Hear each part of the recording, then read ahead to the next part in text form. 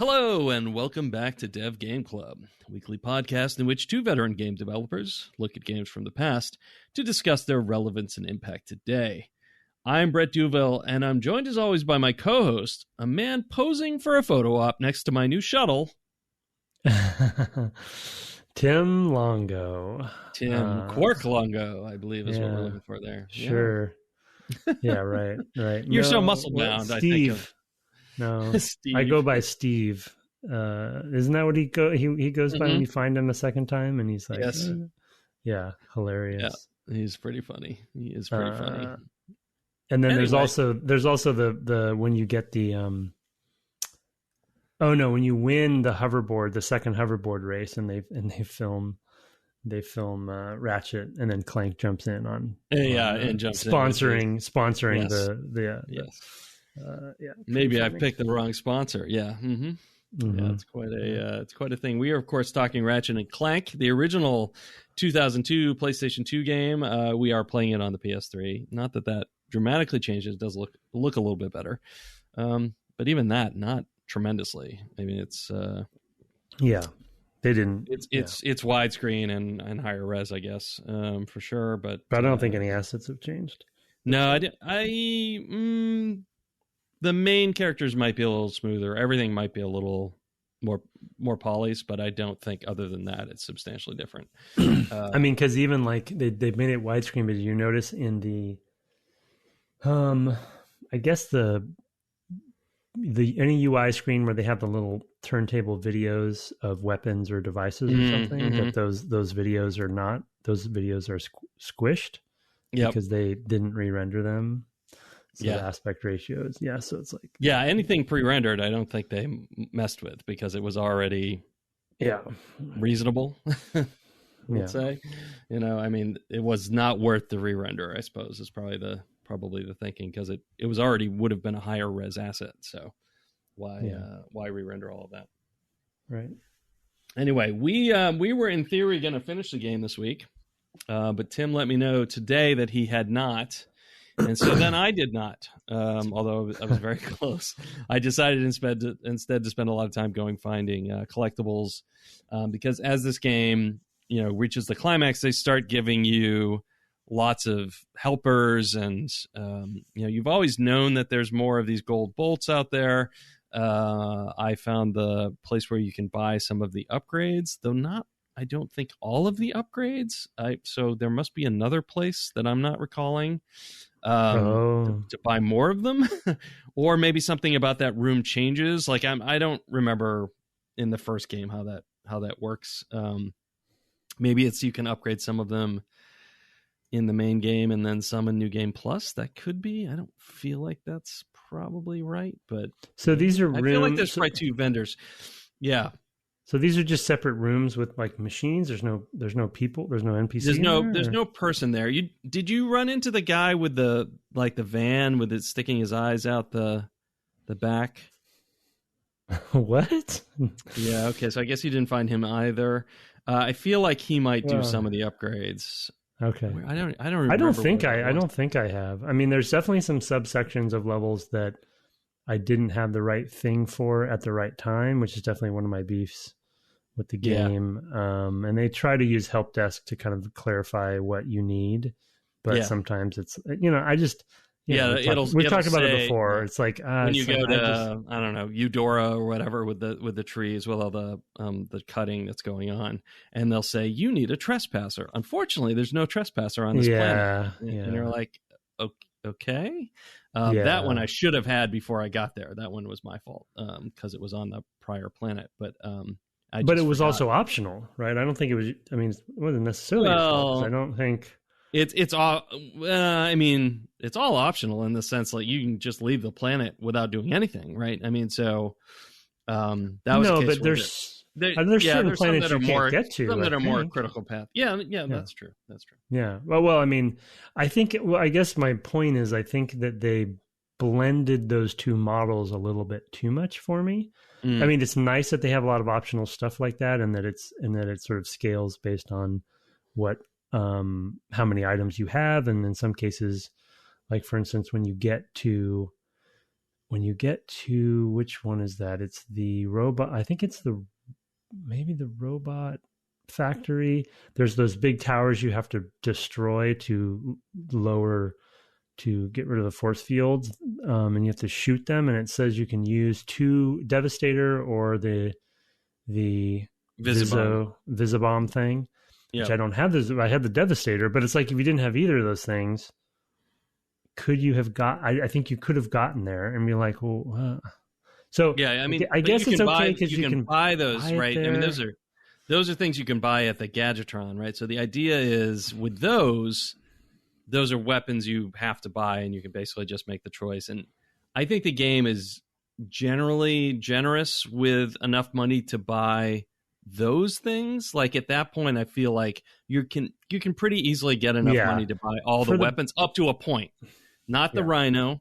And now I'm at the point where there's some others like the Tesla, which is like this arcing electrical thing that I can't buy. I don't think the lightning gun. I don't know if there's any more after that. I feel like there's one the Morphogun was on the planet with the where Clank stays in the ship. I forget the name of that one, but there's one where the raining one, where it's raining. I think I saw it. You can get to it. You can climb up and get it, and that's the morpho ray, which turns your enemies into chickens. But I'm still missing like 4 or 5 weapons. One of which is the Rhino. One's the lightning gun, but there's 2 or 3 that I don't remember what they are. And it's a lot of weapons.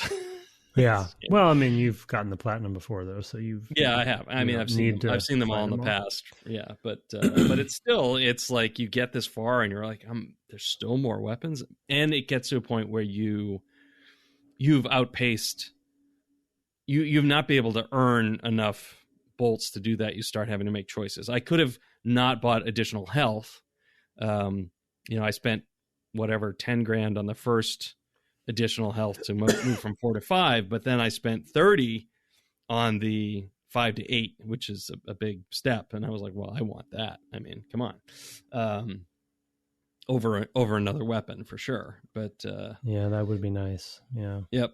Where do you find that? It's the same machine that gives you the first thing. You just need more bolts. So it's the same vending machine. It shows up on the map and on the mission. I mean, maybe on the mission list, but it's on that gas planet that only Clank can walk around. Gas bar, I believe, is what it's called. Yeah. Well, yeah. That Ratchet can once you get the O2.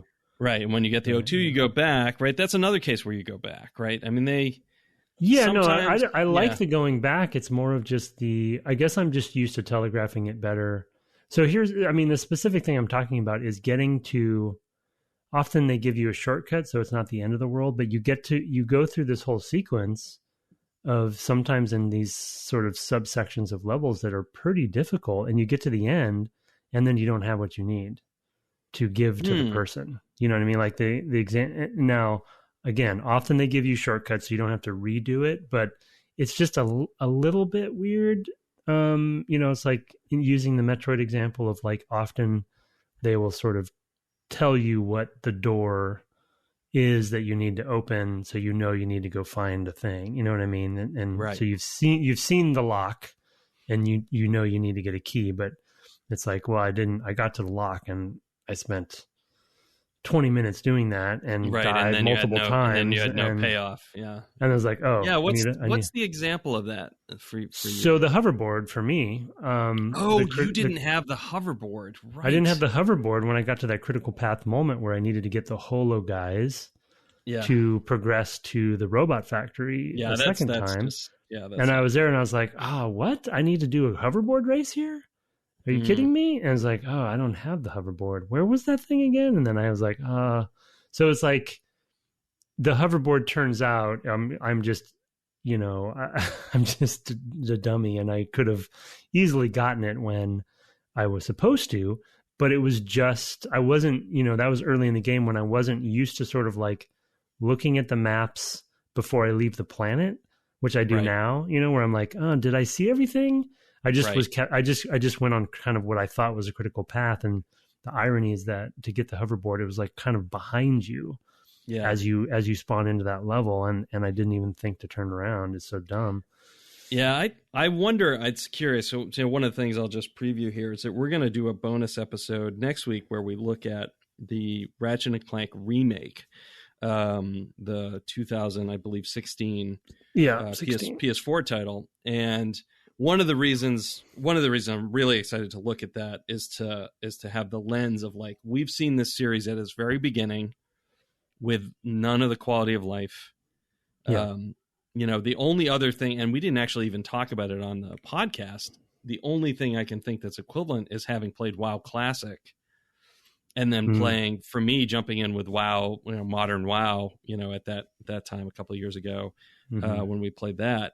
And honestly, I didn't care for it personally, but that was because I like the RPG feeling aspect of the original WoW, right, with some of the stuff that we just discussed. But like in this case, I think I don't, and I'm curious now. I'm like, I wonder if they smooth that out. Like, I wonder if they make that better. I was thinking more moment to moment stuff and like not having to switch gadgets and doing a better job of like, because you have more weapons and gadgets than you can fit on that wheel. It's hopeless, right? Yeah. So it's like I couldn't remember. I mean, I know how they do some of these things, and I know that they like contextualize some things, so you don't even ever have to select the trespasser. Like they know you want the trespasser, you're standing on the trespasser pad or whatever. So some of that stuff, but I don't remember to what degree they actually change that. I'm excited. Levels to make that. Yeah, I'm excited to see, because I really like the game enough. This first one, the original, enough to. I mean, it's like this happens to us on the podcast all the time, right? Where it's like, you see all the things that the industry has modernized since this game came out, and I like the game enough to want those things, right? I want contextual. I don't want to have to switch this for that, the other thing. I want better telegraphing. I want. I don't know how they do the shooting, but for instance, I just want strafing. I don't know. Do they use left trigger for anything in the modern versions where you just press left trigger and you're strafing? Or can't remember. I've played so much more of the older ones that it's hard for me. Yeah. It's also, I mean, like I said, it's hard for me even just to remember at what point different things were introduced. Like I thought for sure Mr. Zurkon was in all of them. The weapon character that I like, and here it's the circling decoys. You mentioned liking the decoy, or the drone rather, the drone glove, which I really like, but it's not as good as Mr. Zurkon in my opinion. Oh, that's right, because you mentioned that's the same thing he does. Yeah. He basically floats alongside you, and he has all these funny things that he says, and he's just very entertaining to have around. He's sort of like a Fallout robot. There's these robots in Fallout 3 and 4, I presume in 4, who go around and have all these like patriotic things that they say, like, pain is weakness leaving the body and stuff like that. And he's sort of like that. He's like this tough guy, one-liner character, which I just think is hilarious. So. Yeah. And I mean, like one of the things, just because I'm such a big fan of shooters, one of the things that frustrate, I mean, it's obvious, but it frustrates me the most is just when I want to pinpoint accurately fire at something. You have to, when you hold the trigger down to go into first person and you're aiming, you can't move, right. And so that's just a solved problem at this point. And so I wonder if they change that. I feel like they probably don't, but I honestly don't remember, and that'll be an interesting thing to talk about with the bonus. Yeah, it will be, because I don't know why they wouldn't fix that. It's like maybe there's some reason I'm not thinking of, like, because it's a platformer shooter hybrid, but I don't know, just like having to stand still to pinpoint fire, unless the auto. Yeah, it does feel like it feels like a thing they've probably fixed. I just don't remember. Don't remember. Yeah, it'll be interesting to see. Yeah. What their choices were. And then, of course, I guess that one is also... I did a platinum on that one, too. So, I certainly played it enough. I just honestly don't remember, because it's just such a... there's a large section in my brain that is devoted to Ratchet and Clank, but it's so cross-linked that it's impossible to really remember. I mean, the one disappointing thing playing as a bonus episode is, like, it's the same story. right? I mean, it's the story we're playing now. Yeah, sure. Right. So you'll have to go in with that kind of expectation of like, this part of it's not going to be different. I mean, Ratchet will still be a bit of a dick and Clank will still be, or whatever. And yeah. I'm going to try to get a little bit of time to at least check out the movie too, because that all kind of came out together, and I feel like as far as like talking about this game and its influence on not just the industry, but just on video game IPs, like they got a movie. They did a CG movie, like supposedly quite good and high fidelity and Pixar, Disney quality kind of stuff. So I want to see what that's all about. It's the same story as well, but I don't know. It seems like the full package, if you see all three sort of iterations or flavors of this, pretty influential game and IP. So, you can watch it now. It's on Netflix. Yeah, I figured it would be someplace. Hopefully. I'll have to rent it on Amazon apparently, but there you go. Oh yeah. Well, okay. I might just give it a miss. I know the story pretty well at this point, so. Well, it's not even. It's not about knowing. It's for me. It's not about seeing the story again. It's more about how do they translate it. Like, because the story, if you just take the story in the game as it is right now, that doesn't make a movie. It's not really enough. Like they're going to have to put something else, I think, in there to pad it out, because most of the game you're just collecting things and taking down bad guys, but it's like there's got to be something else going on. I've looked it up because I know you've said it is well received. And so I want to ask you, do you think that Warcraft, the World of Warcraft film, the same year, was better or worse reviewed than, according to Rotten Tomatoes, than Ratchet Clank? Oh, I see where this is going. This feels like a trap and of my memory. Well, I would have assumed that Warcraft would have been worse, but the way you're saying this is telling me that it's better. In fact, it is, and it's better, Warcraft, at 28%. Ratchet's 21%. No, I will say this is not the sort of thing that connects with critics, neither one of them. But I do remember fans not being particularly in love with the Warcraft film. I thought I'd heard. Warcraft film is a whole nother thing that we can talk about someday. I have plenty of opinions because I have seen that. Yeah, the budget is substantially different. Sure. It's 20 million for Ratchet and Clank and 160 million for Warcraft. Yeah. Oh, but it made bank. Warcraft. It made 440 million. So as opposed to 13 million for Ratchet and Clank. So that I don't think we'll be seeing a sequel film. But it is interesting. I guess I must have heard somebody on a podcast who was enough of a fan where they enjoyed it. Yeah, who were into it. Maybe I conflated that too much. Yeah. But yeah, the Warcraft film, whole nother story. I know. I mean, it's very clear what went wrong there, in my opinion. But anyway, that's not what we're here to talk about. I mean, it's our podcast, Tim. It's true. It's true. It is our podcast. But we've been talking about weapons before we turn to movies. So let's talk about we've seen a lot more of them now, and it's enough now to have some favorites. And to touch on the variety again, because one of the things you said in pre-show is like, oh, they just keep coming. Like there's just more. Yeah. Of them. Yeah. It's very impressive. Very, very cool.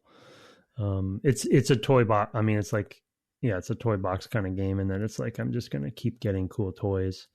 Yeah. So it's interesting. Yeah. I mean, I think the suck cannon I use a fair amount contextually. The thing that I'm finding that's interesting is that I actually spend a fair amount of effort selecting the weapon I think is appropriate for the situation. So I actually don't know if I really have a dominant one.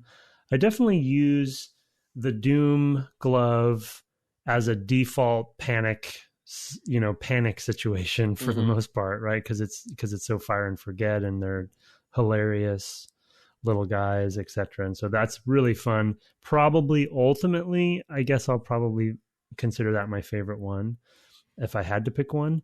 But I feel like I use except for the punching the boxing glove. I don't. Yeah, the Whopper or the Wall. Yeah, I haven't really used it enough to know if that, what the best. It looks like it kind of acts as a little bit as a shield too, because if you punch somebody who's shot at you, it doesn't seem to hit you. So I don't know if that's true. But... Yeah, you're sort of like invulnerable while you're punching. Like it's generous. It's like the generous frames. Iframes, and then but then you're like open afterwards. Like, so it's like when you throw the wrench, right? While the wrench is in the air, like if you threw it at something, that thing's probably taken out. I totally forgot you could throw the wrench until you just said that. Oh my God. Yeah, it's kind of it's a whole thing. It's a free, it's a non-ammo based range. Yeah, it's a boomerang. Yeah. How funny. You can't, it doesn't go very far, obviously, but it is a ranged attack. It's high utility, the wrench. I'm a big fan of the wrench. Yeah, the wrench is cool. We've had the conversation about how you played BioShock with just a wrench or some crap, but I have done it. Yeah, I've done the wrench only run of I think there's an achievement for that. That's probably why I did it. So yeah, but yeah. So the Doom glove. But I guess my point is like, if there's times when I feel like the flamethrower is appropriate. There's times when, I use the grenades even sometimes because they have a little longer range than some of the other throwables. If something's in the air, then I use the blaster, and then I use it, I use a Devastator, actually, probably one of the ones I use the most because I pick stuff off from a distance. Yeah. I'm a sniper class at heart anyway, but so it's like, that's the closest I can get. Mr. Ranger. Yeah. So, and so, I know in our D&D campaign that it pains you every time. Yeah. Our party, our elf rogue uses his bow that also has fire damage, and you're just like, oh, that could have been me. Yeah. It's funny because you're describing a lot of how I play as well. I have definitely, with the later games that have the sort of weapon leveling, I use them all basically equally because I just want to max them all out. It's like I use them until I've maxed it out, and then now I switch to another 2 or 3 that I use all the time. And in this original game where they don't have that, I find I do fall back on a handful, and they are mostly the ones you've already described. I use the Visibomb a fair amount because you can also do, it's not fire and it's not like aim target fire with the Devastator, but it's you can ride the missile all the way to the target, so you can actually go quite far.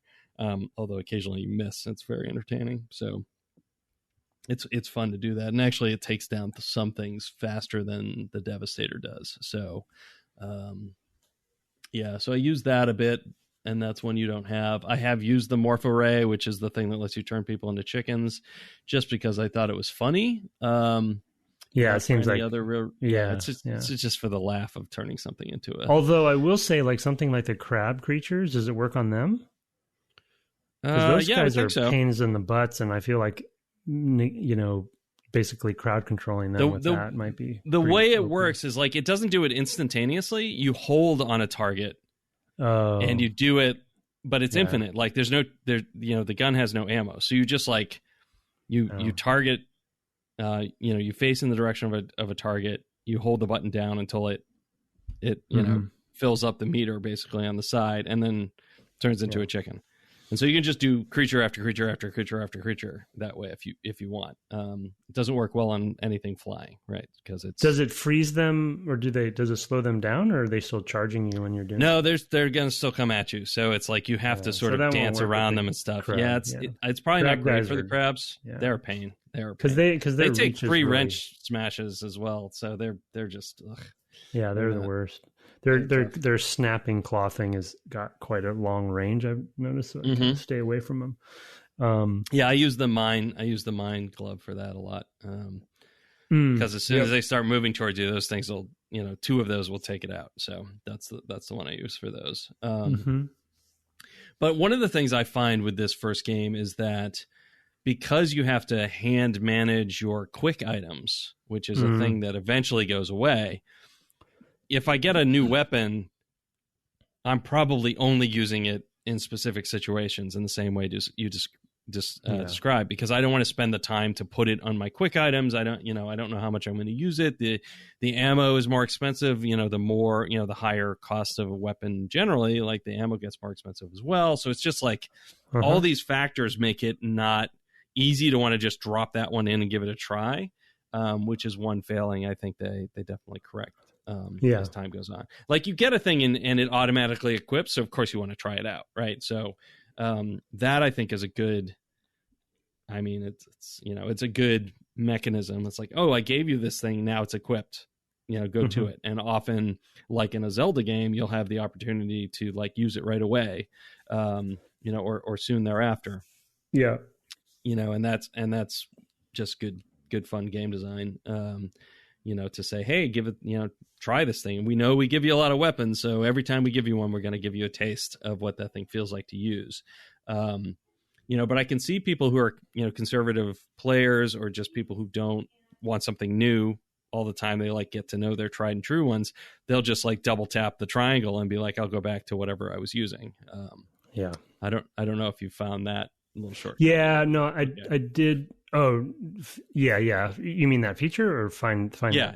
feeling? Yeah. They did tell me about it, and then until you said it, I forgot how to do it, and I didn't go back to look at the hints. But it is something I should be using more. I think just for the podcast's sake, I think that's a really good example of where UI design and game design are not meshing. You know what I mean? To your point, like this is a game with X number of weapons, and they want to really promote that you're finding all these weapons, and you just keep finding more and more and more. But then there's a UI design that basically fights the urge it makes it hard to do the thing that they want you to do. So I think a lot of people will just fill that wheel up and kind of like, for the most part, not experiment as much as, you want to put as little friction as you can between the player and the thing that you want the player to be doing all the time. And that's like having fun with all these weapons and giving them new weapons. It's like, it's like giving a character in another game all these great cosmetics and then making it really hard to put the cosmetics on. It's well, no, all your rewards are cosmetics. Why are you making it so hard for me to put my hat on? It's like, it should be like super easy because you just got a reward for it. So it's interesting. I mean, obviously this was their first one, and this was an era where these problems hadn't really been solved yet. So I'm not blaming them. I mean, we all. Oh no, yeah. Mistakes. They're trailblazing some of these things, and other people are trailblazing at the same time. Of course, they had made more traditional mascot games in the Spyro ones, which just had the single. Well, I guess a growing, litany of moves, but there's nothing like this where it's like here's 2 dozen, 3 dozen weapons, right? I mean, it was just like. You've got your fire attack and you can charge, like you can run and charge or whatever. So you've got different things you can do as Spyro, but it's comparatively limited, in terms of weapons in particular. It's like, oh, you have this one thing you can do. You can breathe fire, which is cool.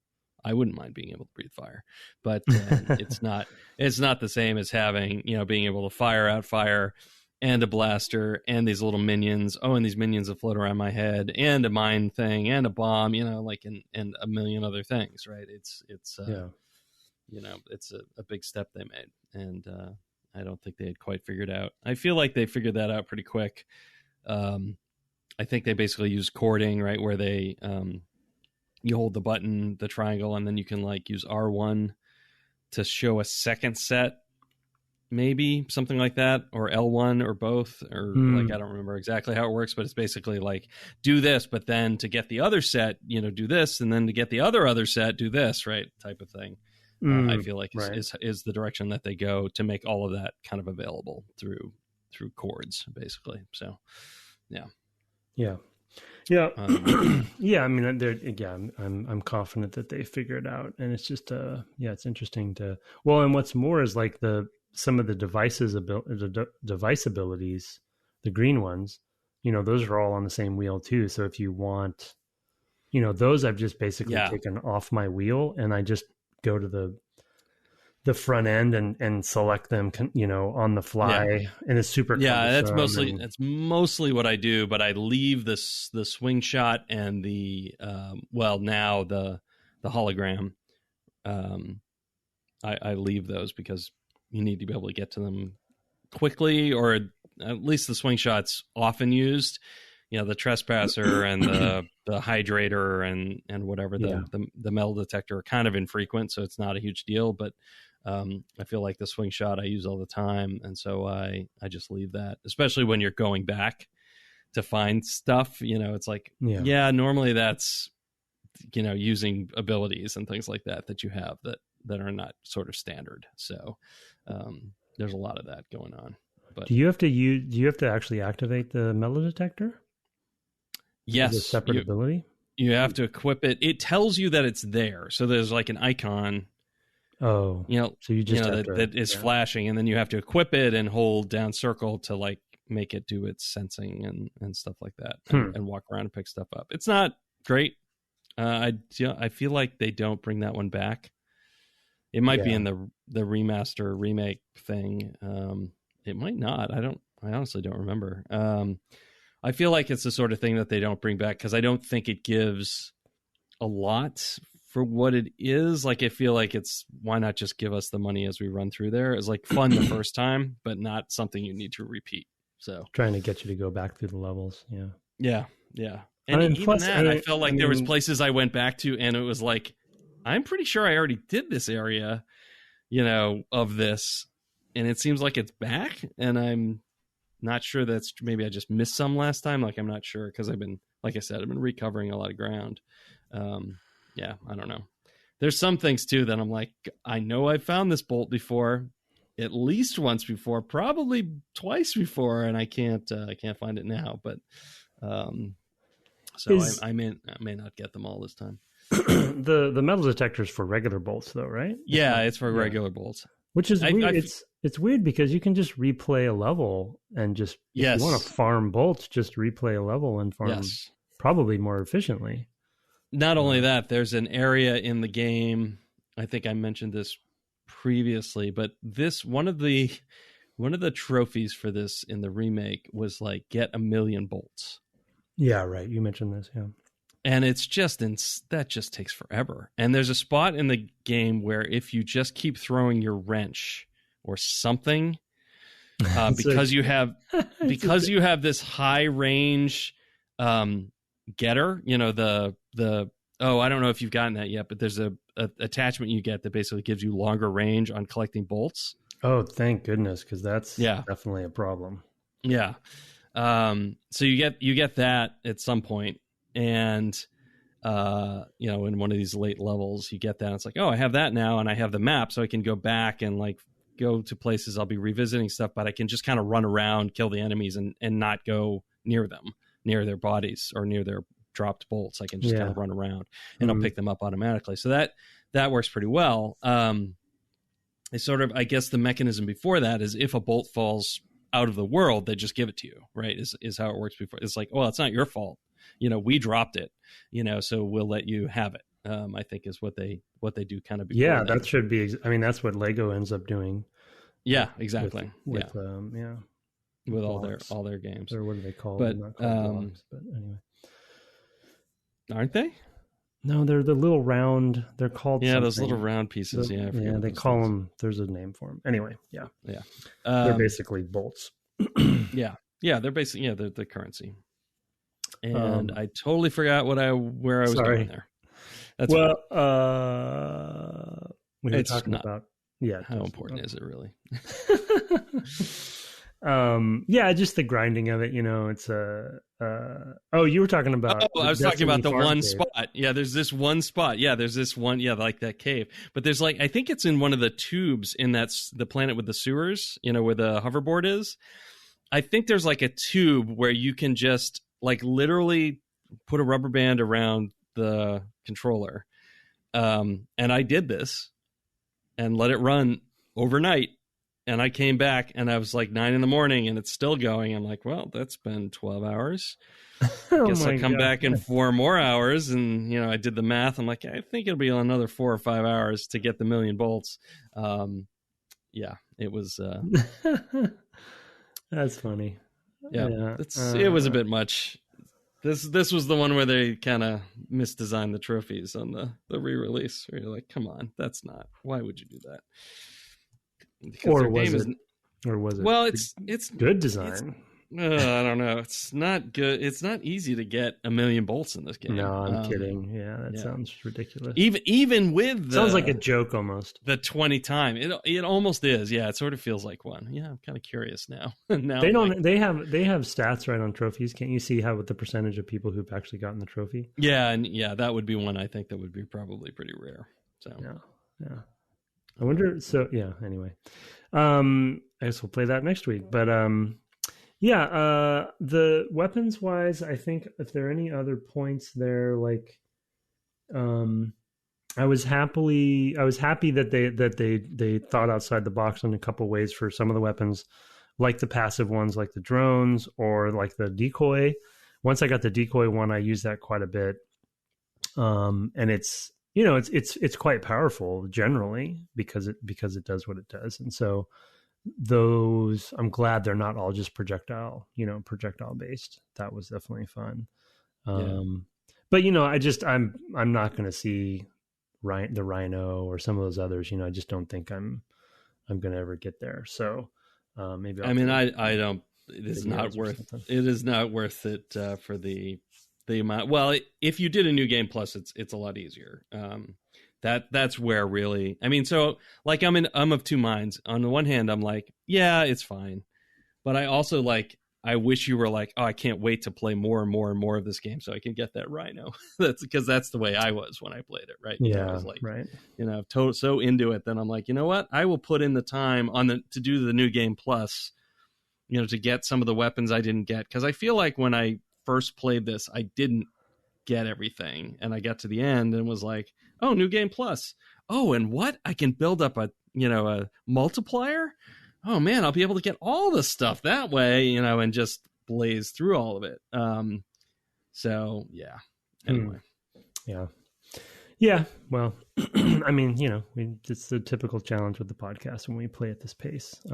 I do enjoy it, and I actually am compelled to go and look for all the bolts and everything. Like I do want to do it. It's just we're both fairly busy. We're both quite busy. Yeah. So it's just it's the typical thing, but getting the gist of the game is definitely happening. So there's at least that. But I think one of the other topics we wanted to hit was sort of some of the variety of experience and locations, and I would even throw music in there. Like I really have enjoyed this last session. There were like the moon base specifically is one that comes to mind. I thought the score for that was really neat and very like sci-fi retro, 90s version of that, but it felt almost more 50s, retro 50s sci-fi movie kind of feel to it. And it had a little bit of a darker tone. Cause I think the moon base is Drek's moon base. I forget whose moon base it is, but anyway, yeah, some fun stuff there. Although I'm looking at the list of levels. I don't remember. Oh, Gemlik. I'm here to tell you that 8.8% of people got the 1 million bolt trophy. Oh my gosh. Wow. Yeah. Good work then. Good work with that rubber band. Thank you. I wonder if that was... It's not the rare... the rarest trophy, of course, is always the platinum, but that's 7.8%. Once you've gotten the million bolts, I think you should go the extra mile at that point and get the... I wonder if the ones that are hard, because obviously there's got to be another one that's sort of equivalent. Oh, the skill points might be the other thing. Have you even found a skill point? I'm curious. Skill point... It doesn't. There's no I don't currency. Really know what that is. Yeah, I don't think it means anything in this game, but there are challenges on every planet. This is, like I had mentioned, there's sort of a precursor to achievements in these games, or trophies, if you're a Sony guy, where in I think even the second or third game, they actually start telling you about them, but that I don't think they do. And they might unlock like later, they might use them to unlock things like development videos or development like slideshows. Like here's some concept art or whatever. Like a lot of games at the time did, including ours. So a skill point is like, here's a thing that you can do on each planet. Each planet has, I believe, at least one, which is unannounced, not tracked in any way. And if you do it, you just get the skill point. And it says skill point unlocked or whatever, or you got a skill point. What do you mean unannounced? Like, how do you know you're doing them? You don't. You have to look around the environment and be like, I wonder what I could do here that is not called out. What? I'm trying to think of some examples. So on that lava planet, with the turrets and the a lot of ankle biters and stuff like that, where you have to blow open the doors with the turrets. There's a whole section, not critical path, not necessary. You can get a gold bolt over there. It's maybe one of the missions. I can't remember, but like there's all these ships that are fueling.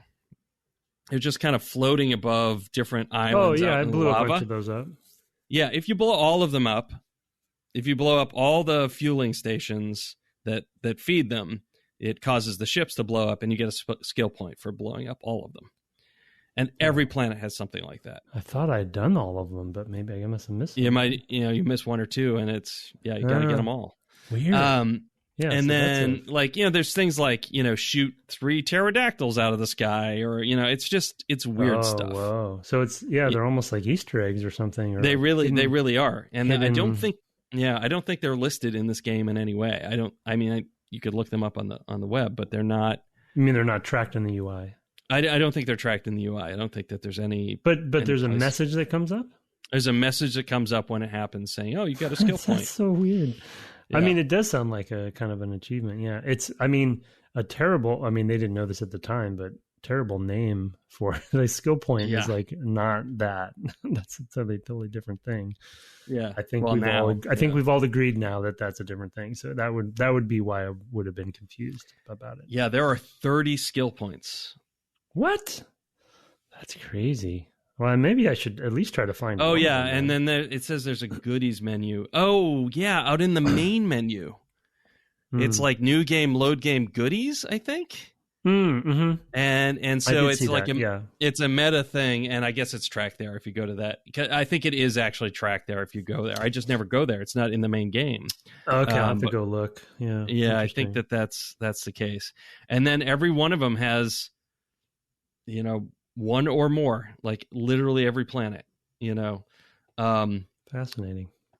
Blarg Tactical Research Station. To collect the Girl Trouble skill point, you have to defeat the alien queen and its minions, that's the big insect, using only the Omni Wrench 8000.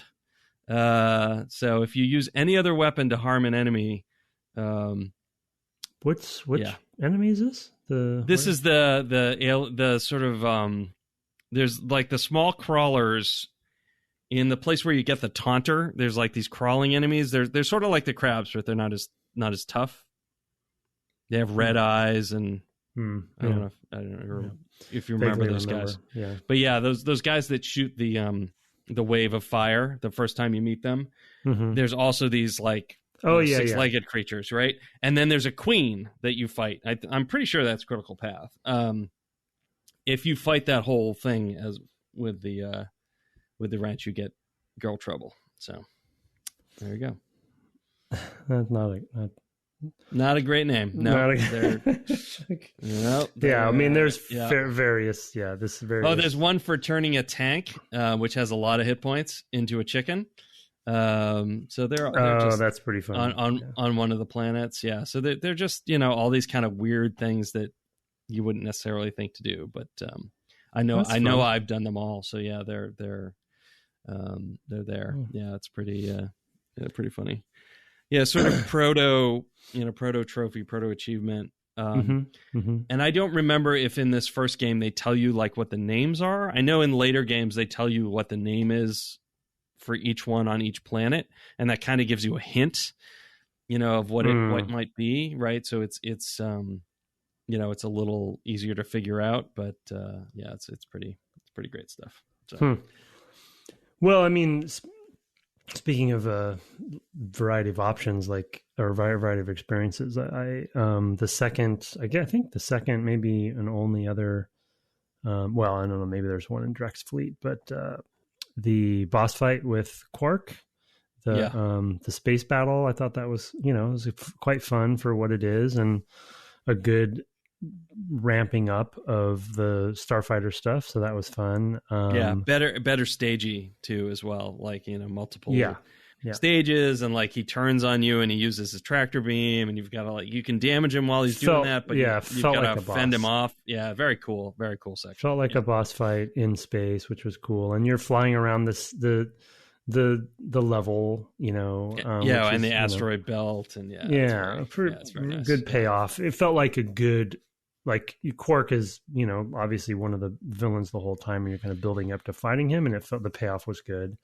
And then, I mean, the Clank, big Clank. Giant Clank is like, as I got there, and it's sort of like you're talking to the NPC, and he's got this device, and he's blah, blah, blah, blah, blah. And I'm like, oh, wait a sec. Are they gonna, no, they would never, no, they wouldn't do. And then it happens, and you're like, I'm running around in this level as Giant Clank. And I'm, it's Rock'em Sock'em Robots or something, and you're you're whatever, Godzilla, et cetera, Iron Giant, and super fun. And then it's just, it's just like dumb fun, and you just jump into arena, and you're just blowing stuff up. And so good on them for just it's, again, we talk about it a lot, mostly with some of the Japanese games, but they just thought of the thing and they did the thing, and it's let's just make it happen, and that spirit is great.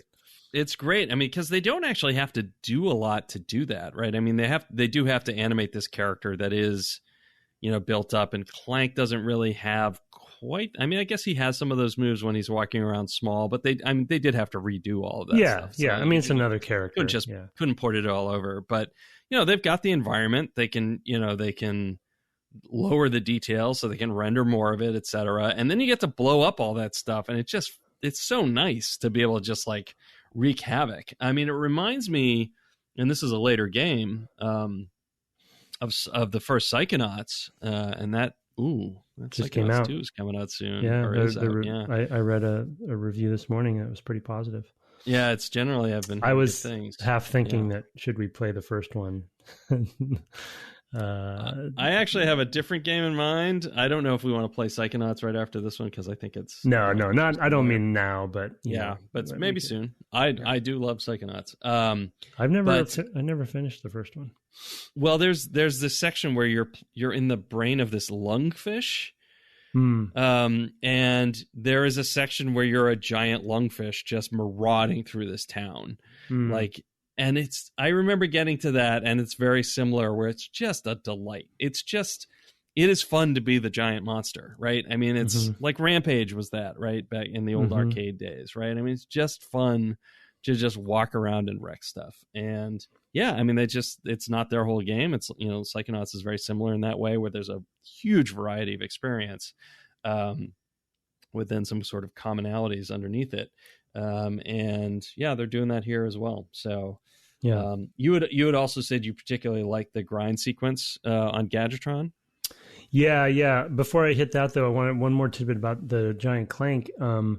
There's the info bot going to that planet mentions the big robots you fight, and so they have a nice little breadcrumb there where they introduce these huge robots that are towering over a regular character, and you're like, wow, am I going to fight one of those? That looks like a boss, I'm going to fight. That's my assumption when I saw that cinematic. I was like, okay, that's going to be a boss in that level. I'm going to fight one of them, and I'm going to be doing the traditional boss fight thing as Ratchet or something.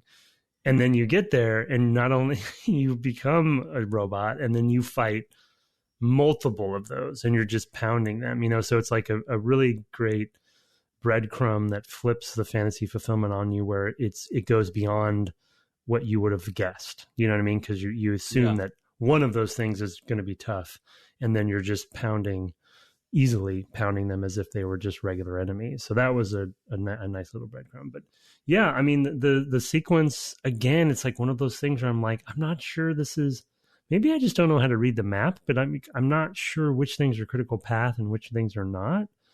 I don't think it's well posted in this game. Like, there's question marks, but I don't know if the question marks are the equal or not. So, and in fact, in that case, I do think like the question mark is like a main mission or something like that. So maybe that's what that's supposed to be. But this wasn't. But that grind rail had a question mark at the end, but it was not critical path. So that there's a critical path one, which is the hoverboard in there, and then there's the map that you get from.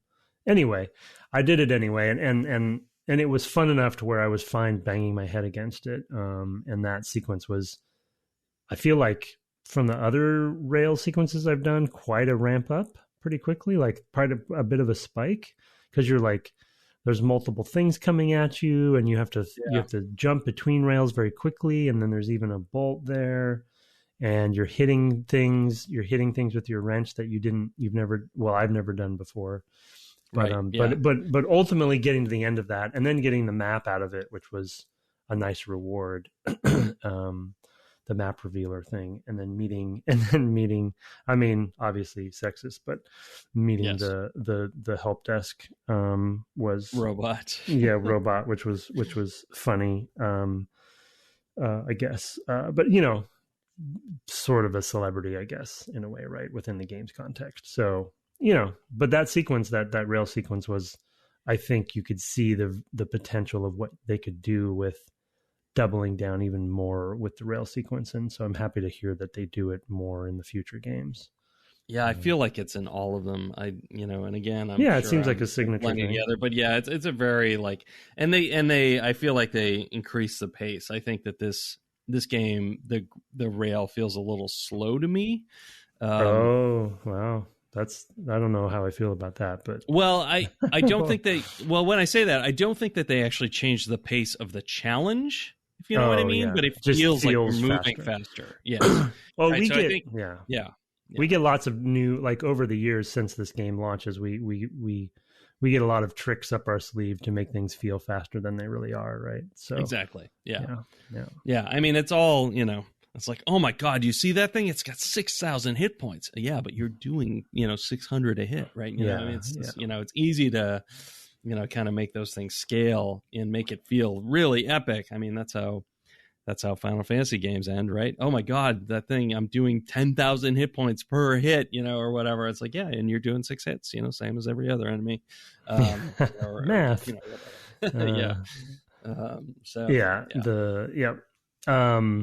But then the last sequence I wanted to mention was the critical path hoverboard, which we already talked about up front, that I got there and didn't have the hoverboard, so I had to go back and find the hoverboard, blah, blah, blah. So I hadn't found it, so of course I didn't do I think there's at least one other hoverboard sequence. Maybe that's the only two. I think it's just those, yeah. Which is crazy that there's only two for the amount of work put into that.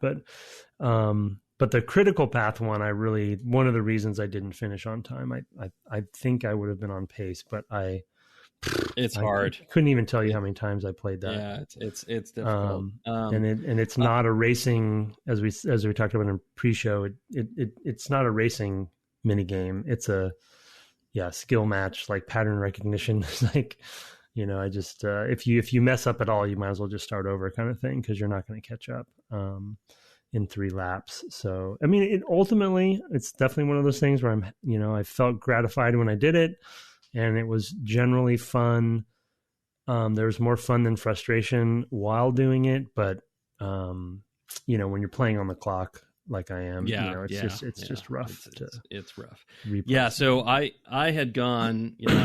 I've been having the achievements open here on my phone.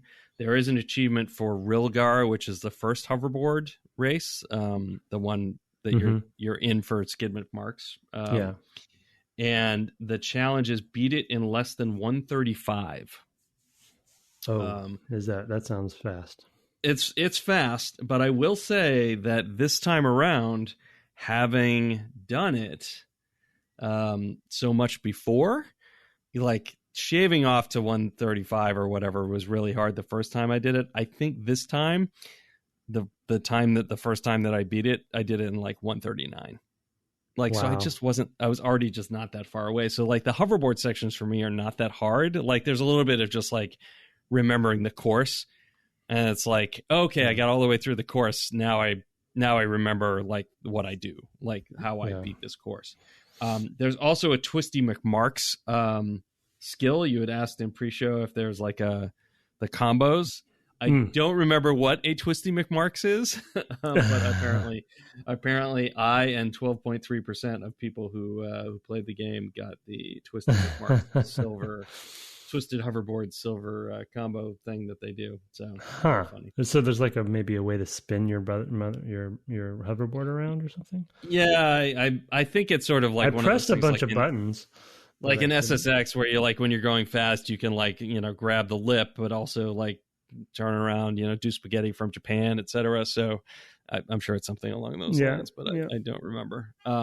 One last thing I wanted to mention that I really appreciate as somebody who's developed AI, and this was particularly on the planet at Gemlik Base, which is like that platform where you have, like you said, you have to blow up the things with the Devastator to drop the shields. Yeah. They have those dudes who are in like the glass protected turret emplacements. Mm-hmm, mm-hmm. And what I love about that is that they're not afraid to make their enemies just goofy, because of course those things are completely useless if you get behind them. Like they don't get out of it. They just stand there and take it. Right. Yeah. And in fact, there's a room that you can get in where you're like behind three of them and you're just like whack, whack, whack, and it's just, they're confident. It feels confident to me to be able to say, you know what? Yeah. Some of our enemies are dumb. Don't you feel good taking out the dumb enemies? And it's like, you know what? I do. So you're a hero. You're a hero. Yeah. Like I said, we've talked before of like games that have sections where a challenge is weirdly hard, like God of War with the balancing beam type stuff. And I'm sure there's been others, but that's the one I always think of. Yeah. Of like, I'm this crazy superhero and I can't walk across a 1 foot wide plank for 10 feet. Like, come on. Like, don't put this in your game. And here they're willing to go the extra mile to be like, you know what, we'll make ourselves look stupid in order to make you look, really, really good. I mean, that balances out that level because it has those tougher spaceships that you do have to like shoot from a distance, and like those are pretty tough. So I think it balances out. But it's nice to have that wide of sort of a gameplay flavor palette of just like, you know what? Mm-hmm. We can do these really dumb, goofy things where we're going to make you feel really clever to run around behind them and just whack them. And they do it a bunch of different ways in that level. It's like, oh, here's the room where you run in, you jump down to the left, you kill two guys down there, and then you come up the stairs and you're behind them. Here's the room where you come in, you go up the stairs to the right, and you come around behind the guy. And it's all just set up in the level design to make you feel clever when you're not. Yeah, you're not doing anything. You're just going where they very clearly want you to go to avoid the damage. But it's in the service of making you feel tough. So I think that's a great point. And it is, I think in general it's a game that and I would bet the whole franchise is like this, that it's like it's having fun being a video game. Like it's not taking the video game goal, which is sort of silly to say it this way, but the goal of making a video game too seriously. It's like we're just here. It's not dumb fun because it is often smart fun, but it's just it's embracing the medium, in a way, rather than trying to be a movie or trying to be something. It's like, no, we're just like, this is just, hey, you're just having fun, guys. It's all good. I think this is smart dumb fun, right? I mean, smart dumb fun is that's my knuckle. Yep, that's my knucklehead stealth for the episode. It's because Mark, don't make a t-shirt for that. No, you can't. You can't. We got to use it at least for another year before you can. Yeah, before there's any merch. Anyway, I do think it's really like I said, because it's playing off like there's these much tougher enemies, and at the same time, these things that seem like they should be really tough but really aren't. I just love that sort of thing, and I think that that's something that the series and do and they this keep game doing that kind of thing? I think so. I think the enemy design always has those elements. So like there's always, I mean, it sort of reminds me of like the Halo, I guess they're grunts, right? The little ones that run away and all that stuff. It's sort of got that feel of like, these are, like, they're fodder and they kind of know it, which is another mode of expression that I really like in games. This one, they don't know it, right? Which is why you can just take them out. And that's almost funnier. Even though you don't get as much good animation. Yeah. Well, when you go behind them, if you wait a little bit before you take them out, they're gun jams or something, or they're like reloading it, and they're like pounding something. Like the animation's pretty funny. They're like hammering on they're it. Like, they're like, hey, I gotta get this thing working again. Yeah. It's pretty good. Yeah. It's pretty good. Yeah. Okay, well let's put a pin in it there. We're gonna do our takeaways with our bonus episode this week, which I already said up at the top. We're gonna play some of the most recent. We're both gonna make sure we finish the game as well, but we're gonna pretty much go straight into takeaways. We might briefly talk about the final couple of things, just to tie it off in a bow. But mostly what we'll be talking about is our takeaways, and doing probably half the episode about the 2016 game. Whoa, oh boy, oh, easy killer. And we will just play whatever fits into your life, sir. Like I said, you're getting it'd be nice to get like a swing shot, maybe play up at least to there, so you can see those changes. I think that is a good stand-in. So sorry, I went mute there because of dogs. I figured you were. I figured you were. And they're still going. They're still at it down there. That's fine. Sorry. Nope, no problem. So just do that. Just fill in. If you can get in a couple hours to get to the swing shot, I think that would do it. And you'll have a sense of like how they incorporated those changes. I think at that point, I think that does most of it. And we'll see. There might be other changes as well that I don't recall, but I at least want to show you, like, oh yeah, you just do the thing, right? Instead of having to equip and whatever. And there's probably some other stuff that I'm not thinking of, but at least that. So, like I said, it's basically the same game. There are some changes in level flow, but a lot of the stuff is there. So even the levels are pretty much flowing the same way? They're similar. They're very similar. Yeah. It's sort of a greatest hits in some ways. I feel like it touches on. I feel like there are some like new levels, new locations, right? But not a lot of them. So a lot of it you're revisiting. It's certainly much prettier and all of that. But it is fundamentally the same game. Yeah. It's a sort of reimagining and sort of tightening things up and all the things they've learned in the 14 years in between. Interesting. I think it's pretty fun. So cool. All right. Well, in that case, I did want to read this one sort of very brief email that we had. It was good because last week, I think it was, we talked about the Twitter thread that had lots of developer tricks. Like Jack and Daxter, where Jack trips if the loading's not going fast enough. This is from Zachary, who says, it's in week 2, so it was 2 weeks ago. He says, love the show and all the stories combos you guys have. Here's a Ratchet and Clank developer trick. Ratchet and Clank scaled enemy damage and hid enemies based on time played and total deaths of the player. So they make the game easier if you're dying. Dynamic difficulty. Yeah. Yep. And that's a tricky balance to strike to do well. But it's a bit of a holy grail kind of concept. Certainly at the time. Certainly I feel like that, we didn't try to do that. We talked about it on the Starfighter game. I remember having debates about it. We did. Yeah. We argued. Because it's hard. And it instead we just went with a more traditional model for both, I think for all 3 of our games that we did together there. I don't remember with Republic Commando, same thing. Easy, medium, hard. Yeah, basically.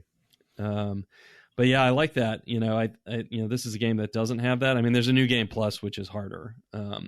But yeah, fundamentally, it's just doing this stuff behind the scenes. There's someday we'll play Resident Evil 4. There's some great stuff about difficulty in that as well. That does some similar difficulty scaling.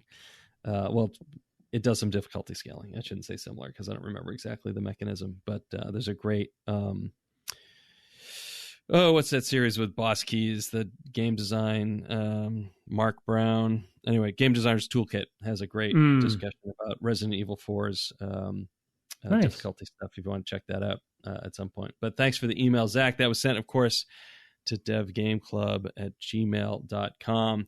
I did check earlier today. We have no new reviews, but we do love to get those. Mostly we get them through the podcast infrastructure at Apple, but really any podcast catcher that you use, we'd love to hear them.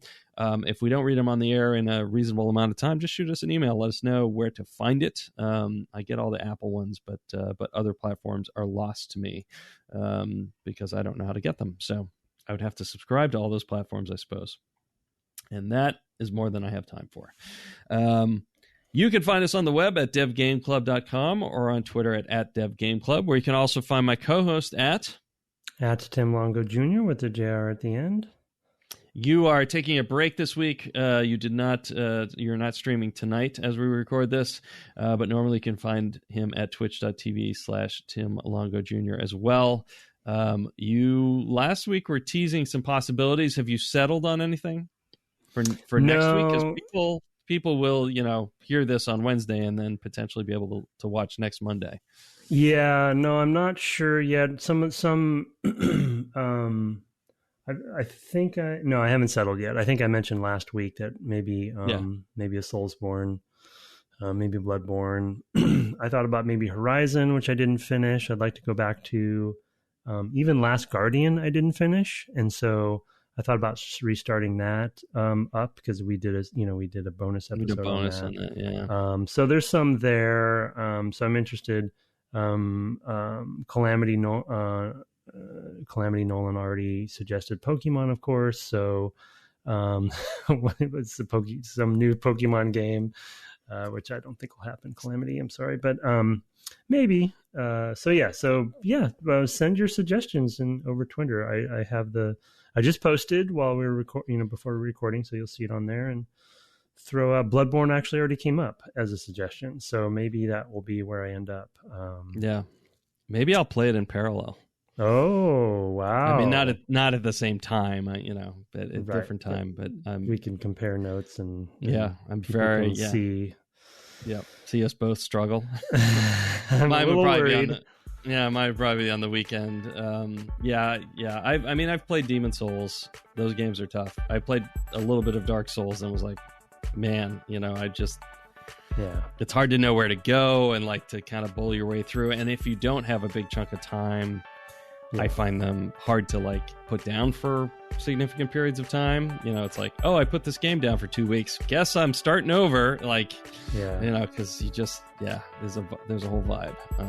A weird vibe, but a whole vibe. Anyway, our intro and outro music was written and performed by Kirk Hamilton, commissioned by friend of the cast, Aaron Evers, and of course our logo is by Mark Garcia. Have fun attending robot parties in holographic disguise this week, and good night. Good night.